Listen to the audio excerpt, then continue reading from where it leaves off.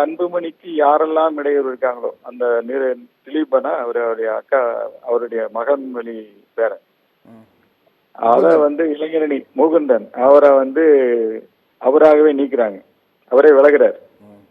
அப்படிங்கிறப்ப வெளிப்படையா ராம்தாஸ் அவர்கள் இந்த மாதிரியான விமர்சனம் நம்ம பண்ணாம குறைச்சிருந்துக்கலாம்.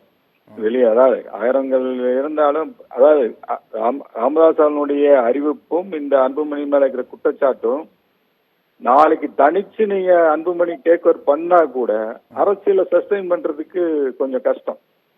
நீங்க அரசியல் வாக்கு அப்படிங்கிறப்ப ராமதாஸ் ஐயா அவர்களை நம்ம ஒதுக்கிட முடியாது.